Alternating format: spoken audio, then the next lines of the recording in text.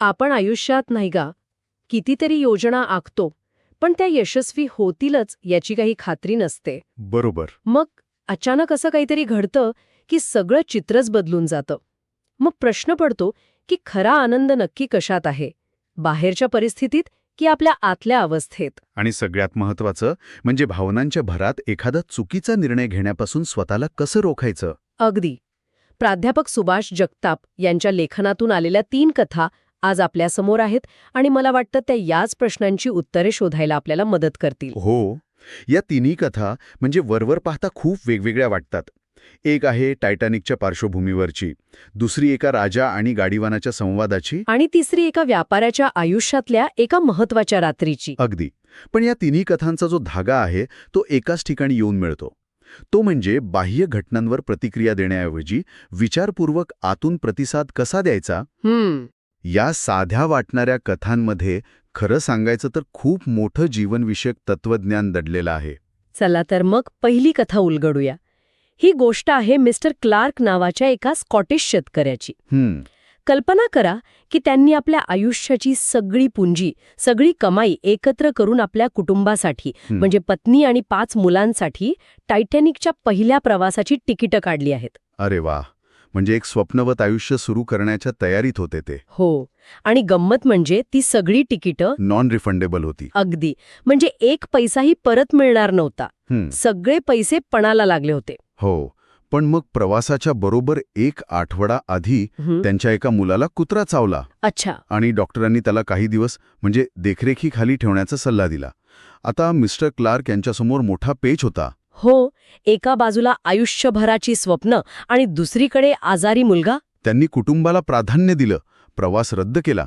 आणि 10 एप्रिल 1912 रोजी जेव्हा ते टायटॅनिकला बंदरातून निघताना पाहत होते, तेव्हा त्यांच्या मनात काय वादळ उठलं असेल याची आपण कल्पनाच करू शकतो. खरंय, आयुष्यभराची कमाई वाया गेली, स्वप्नांचा चुराडा झाला, म्हणजे पूर्णपणे निराश आणि हताश झाले होते ते. पण इथेच कथेला एक अनपेक्षित वळण मिळतं. हो, फक्त 5 दिवसांनी 15 एप्रिलला त्यांना बातमी कळते की टायटॅनिक एका हिमनगाला धडकून बुडालं. बापरे. ज्या घटनेमुळे ते काही दिवसांपूर्वी दुःखाच्या सागरात बुडाले होते, तीच घटना त्यांच्यासाठी अक्षरशः जीवनदान ठरली. त्यांची निराशा एका क्षणात प्रचंड आनंदात बदलली. अविश्वसनीय. आणि मग ते त्या कुत्र्याला शोधायला लागले, ज्याने त्यांच्या मुलाला चावा घेतला होता. ते म्हणाले, मी त्या कुत्र्याला हार घालीन, त्याची पूजा करीन. जर त्याने माझ्या मुलाला चावा घेतला नसता तर आज आम्ही सगळेच समुद्राच्या तळाशी असतो. म्हणजे ज्याला आपण आपत्ती समजतो तेच कधीकधी वरदान ठरतं. लेखात म्हटल्याप्रमाणे आपण बुद्धिबळाचा खेळ खेळतो, आपली रणनीती आखतो. पण समोरचा काय चाल खेळेल यावर आपलं नियंत्रण नसतं.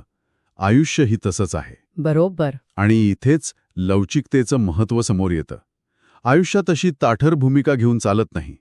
लेखकाने नदीचं खूप सुंदर उदाहरण दिलं आहे. हो, ते खूप छान आहे. नदी जेव्हा डोंगरातून उगम पावते तेव्हा तिच्या मार्गात भले मोठे खडक येतात, पण ती थांबत नाही की नाही. नाही. ती त्या खडकांशी भांडत बसत नाही. नाही. ती शांतपणे खडकांच्या वरून, बाजूने किंवा खालून कसा तरी आपला मार्ग काढते आणि समुद्रापर्यंत पोहोचतेच.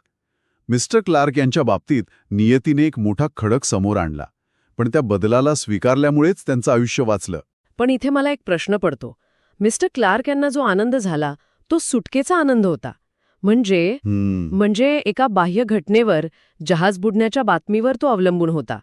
जर जहाज सुखरूप पोचलं असतं तर ते आयुष्यभर मुखी राहिले असते. बरोबर. मग हा खरा आनंद म्हणता येईल का, की हा तात्पुरता आनंद होता? खूप महत्वाचा मुद्दा आहे हा. आणि गंमत म्हणजे याच प्रश्नाचं उत्तर आपल्याला दुसऱ्या कथेत मिळतं. अच्छा. मिस्टर क्लार्क्स यांचा आनंद परिस्थितीवर अवलंबून होता. त्याला रिजनल हॅपीनेस म्हणता येईल. पण खरा शाश्वत आनंद म्हणजे काय, जो कोणत्याही परिस्थितीवर अवलंबून नसतो. अच्छा. याच शोधात एक राजा निघाला होता. हो, ती राजा आणि गाडीवानाची कथा. राजा खूप श्रीमंत, त्याच्याकडे सगळं काही आहे, पण तो आनंदी नाही. आणि तो पाहतो की एक गाडीवान ज्याच्या अंगावर धड कपडेही नाहीत, तो रस्त्याच्या कडेला अगदी शांतपणे झोपलाय. राजाला आश्चर्य वाटतं. राजा त्याला उठवतो आणि आनंदाचं रहस्य विचारतो. तो त्याला हत्ती, महाल, संपत्ती असं सगळं देण्याचा आमिष दाखवतो. पण गाडीवान ते सगळं नाकारतो. 2 दिवस तो प्रयत्न करतो, पण गाडीवान त्याला जुमानत नाही. हो, राजाला काहीच कळत नाही. मग तिसऱ्या दिवशी तो राजेशाही थाट वगैरे सोडून सामान्य माणसाच्या वेशात एकटाच येतो. आणि तेव्हा गाडीवान त्याला बोलतो. हो, तो हसून म्हणतो, राजा, जर तू पहिल्याच दिवशी हा मोठेपणाचा बुरखा काढून आला असतास तर आज माझी पाठ खाजवण्यापासून वाचला असतास. आणि मग मग त्यांच्यात खरा संवाद सुरू होतो. राजाचा प्रश्न खूप साधा पण गहन होता, नाही का? ज्याच्याकडे शेकडो रेशमी कपडे आहेत तो दुःखी असतो आणि ज्याच्याकडे एकच फाटका कपडा आहे तो तुझ्यासारखा आनंदी कसा राहू शकतो? आणि यावर गाडीवानाचं जे उत्तर आहे ते या कथेचं आणि कदाचित आपल्या आजच्या या चर्चेचंही सार आहे. तो म्हणतो, राजा, आनंद कपड्यात नाही, तो आत्म्यात आहे. ज्याला हे कळतं की आनंदाचा झरा आतून वाहतो त्याला बाहेरच्या राजेशाही वस्त्रांची गरजच भासत नाही. थांबा एक मिनिट. हे ऐकायला खूप काय म्हणतात त्याला आदर्शवादी वाटतं. खरं सांगायचं तर आपण सगळेच भौतिक वस्तूंमुळे आनंदी होतो की. नवीन गाडी घेतल्यावर किंवा प्रमोशन मिळाल्यावर जो आनंद होतो तो खोटा असतो का? नाही. याला तो गाडीवान अज्ञान कसं म्हणू शकतो? उत्कृष्ट प्रश्न. गाडीवान हे नाकारत नाही की बाह्य वस्तूंमधून आनंद मिळतो, पण तो त्या आनंदाचं स्वरूप स्पष्ट करतो. त्याच्या मते हे अज्ञान आहे कारण आपण त्या तात्पुरत्या आनंदालाच खरा आणि कायमचा आनंद समजण्याची चूक करतो. अच्छा. तो म्हणतो, जेव्हा आपण एखादी आवडती वस्तू पाहतो तेव्हा तात्पुरता आनंद मिळतो. जेव्हा ती आपल्याला मिळते तेव्हा सुख मिळतं आणि जेव्हा आपण तिचा उपभोग घेतो तेव्हा एक उत्तेजना मिळते. पण गंमत बघा, या तिन्ही गोष्टी त्या वस्तूवर अवलंबून आहेत. हो. ती वस्तू किंवा व्यक्ती दूर गेली की हा आनंदही संपतो. अच्छा, म्हणजे तो आनंदाच्या प्रकारांबद्दल बोलतोय. अगदी. लेखात याला आनंद मीमांसा असं म्हटलं आहे, ज्याचा उल्लेख वेदांत आणि उपनिषदांमध्ये येतो. मीमांसा म्हणजे सखोल विश्लेषण. भारतीय तत्वज्ञानात आनंदावर खूप खोलवर विचार केलेला आहे. जसं की पुराणांमध्ये सात्विक, राजस आणि तामसी आनंदाचा उल्लेख आहे. हो, बरोबर. सात्विक आनंद म्हणजे ज्ञानाने किंवा निस्वार्थ सेवेने मिळणारी शांतता. राजस आनंद म्हणजे भौतिक सुखातून, जसं तुम्ही म्हणालात, नवीन गाडीतून मिळणारी उत्तेजना. आणि तामसी आनंद म्हणजे आळस किंवा अज्ञानातून मिळणारा क्षणिक आनंद. गाडीवान सांगतोय की हा सगळा बाहेरून मिळणारा आनंद आहे. खरा आनंद हा आत्म्याचा मूळ स्वभाव आहे. तो आतमध्ये आहे, अनंत आणि स्थायी आहे. पण मग आत्म्याचा स्वभाव जर आनंद असेल तर आपण नेहमी आनंदी का नसतो? लेखात आत्महत्येचं उदाहरण दिलं आहे, ते थोडं स्पष्ट कराल का? हो. ते आत्मप्रेम आणि आत्महत्या यातील संबंध जरा गोंधळात टाकणारा आहे. हो, तो मुद्दा थोडा क्लिष्ट वाटू शकतो. गाडीवानाच्या मते माणूस स्वतःवर सर्वाधिक प्रेम करतो कारण आत्म्याचं मूळ स्वरूपच आनंद आहे.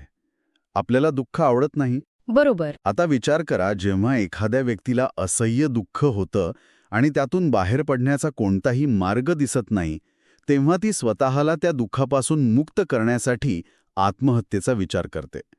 म्हणजे तिला दुःख नको आहे, तिला त्या दुःखाचा अंत हवा आहे. अच्छा. हां, स्वतःवरील प्रेमाचाच एक विकृत प्रकार आहे, कारण मूळ प्रेरणा दुःखाचा अंत करणे हीच आहे, जी आनंदाच्या इच्छेतून येते. गाडीवान म्हणतो की आपला दृष्टिकोन चुकीचा आहे. आपण आनंद बाहेर शोधतो, पण तो आत आहे. म्हणजे मिस्टर क्लार्क यांना जो आनंद मिळाला तो राजस प्रकारचा, बाह्य परिस्थितीवर अवलंबून असलेला आनंद होता. बरोबर. तर गाडीवान ज्या आनंदाबद्दल बोलतोय तो सात्विक किंवा आत्म्याचा आनंद आहे, जो आतून येतो. अगदी बरोबर. तुम्ही दोन्ही कथांना अचूक जोडले. पहिली कथा आपल्याला परिस्थितीशी जुळवून घ्यायला शिकवते, तर दुसरी कथा आपल्याला सांगते की परिस्थिती काहीही असो, आनंदाचा मूळ स्रोत आपल्या आतच आहे. ठीक आहे. तर आपण पाहिलं की बाह्य घटनांना लवचिकतेने सामोरं जायचं आणि खरा आनंद आत शोधायचा. पण हे सगळं प्रत्यक्षात आणायचं कसं? विशेषतः जेव्हा राग, द्वेष किंवा भीती यांसारख्या तीव्र भावना मनात दाटून येतात तेव्हा हा विवेक जागा कसा ठेवायचा? तिसरी कथा याच प्रश्नाचं एक अत्यंत व्यावहारिक उत्तर देते. हो, ही कथा आहे धनी सेठ नावाच्या एका व्यापाऱ्याची. तो लग्नानंतर 2च वर्षांनी आपल्या गर्भवती पत्नीला सोडून पैसे कमवण्यासाठी परदेशात जातो. आणि तब्बल 17 वर्षांनी अमाप संपत्ती कमवून तो घरी परत येत असतो. हो, जहाजावर त्याला एक दुःखी माणूस दिसतो, जो ज्ञानाची सूत्र विकत असतो. ज्ञानाची सूत्र म्हणजे काय विकत होता तो? तो काही मौलिक विचार किंवा ज्याला आपण लाईफ लेसन्स म्हणू ते विकत होता, पण कुणीही घ्यायला तयार नव्हतं. आपल्या कर्मभूमीतील माणसाचा मान राहावा म्हणून तो व्यापारी 500 सोन्याची नाणी देऊन त्याच्याकडून एक सूत्र विकत घेतो. 500 सोन्याची नाणी? हो. फक्त एका वाक्यासाठी? व्यापाऱ्याला नक्कीच पश्चाताप झाला असेल. सुरुवातीला त्यालाही तसंच वाटलं, पण या सूत्राची खरी किंमत त्याला लवकरच कळणार होती. तो रात्री उशिरा घरी पोचतो. आपल्या पत्नीला आश्चर्याचा धक्का द्यावा म्हणून तो हळूच आवाज न करता तिच्या खोलीत जातो. पण तिथे जे दृश्य तो पाहतो ते पाहून त्याच्या पायाखालची जमीनच सरकते. काय पाहतो तो? तो पाहतो की त्याची पत्नी एका तरुण मुलासोबत अंथरुणावर गाढ झोपली आहे. अरे देवा. 17 वर्षांची त्याची तपश्चर्या, प्रेम, विश्वास सगळं व्यर्थ गेल्याचा विचार त्याच्या मनात येतो. संतापाने तो वेळा पिसावतो. दोघांनाही संपवून टाकायचं असं ठरवून तो आपली तलवार उपसतो. म्हणजे तो जवळजवळ वार करणार? हो, तो तलवार उचलतो आणि वार करणार. त्याच क्षणी त्याला ते 500 सोन्याच्या नाण्यांचं वाक्य आठवतं. कोणतेही काम करण्यापूर्वी 2 मिनिट थांबा आणि थोडा विचार करा. अगदी. त्याला वाटतं 500 नाणी खर्च केली आहेत तर निदान 2 मिनिटं थांबून पाहूया. आणि तो थांबतो. आणि त्या 2 मिनिटांनी सगळं बदललं असेल. सगळं.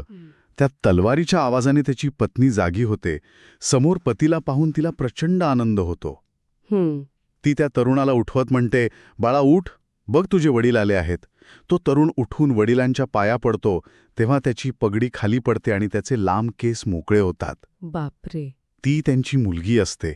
वडिलांच्या अनुपस्थितीत तिची सुरक्षितता जपण्यासाठी पत्नीने तिला मुलासारखं वाढवलेलं असतं. केवढा मोठा अनर्थ टळला केवळ त्या 2 मिनिटांच्या विचाराने. बरोबर. तेव्हा त्या व्यापाऱ्याला कळतं की त्या एका सूत्रासाठी 500 सोन्याची नाणी ही किंमत खूपच कमी होती. ते सूत्र अनमोल होतं. खरंय. हे अगदी आपल्या रोजच्या आयुष्यासारखं आहे. आपण रागाच्या भरात व्हॉट्सअपवर काहीतरी टाईप करतो आणि सेंड बटन दाबणार. हो. इतक्यात 2 सेकंद थांबलो तर लक्षात येतं की अरे हे पाठवून सगळं बिघडेल. ती 500 सोन्याची नाणी म्हणजे आजच्या काळातला तो सेंड बटन दाबण्याआधीचा 2 सेकंदांचा विचार आहे. तर या 3 कथांचा एकत्र विचार केला तर एक स्पष्ट चित्र समोर येते. पहिली कथा मिस्टर क्लार्कची आपल्याला शिकवते की आयुष्यात अनपेक्षित बदल घडतात तेव्हा त्यांना स्वीकारून लवचिक राहिला पाहिजे. बरोबर. दुसरी कथा राजा आणि गाडीवानाची आपल्याला सांगते की खरा आनंद बाहेरच्या वस्तू किंवा परिस्थितीत नाही, तर तो आपल्या आत्म्याचा स्थायी भाव आहे.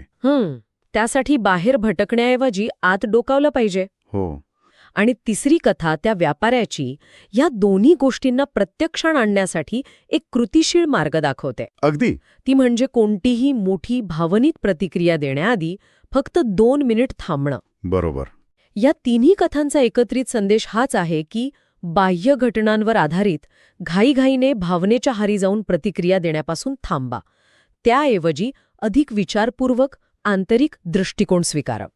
मग ते बदललेल्या परिस्थितीला स्वीकारणं असो, आनंदासाठी स्वतःच्या आत पाहणं असो, किंवा एखादी मोठी कृती करण्यापूर्वी फक्त 2 मिनिटं थांबून विचार करणं असो, शहाणपण हे भावनेच्या पहिल्या लाटेपासून एक पाऊल मागे घेण्यातच आहे, असे हे स्रोत आपल्याला सांगतात. या चर्चेतून एक विचार मनात येतोय.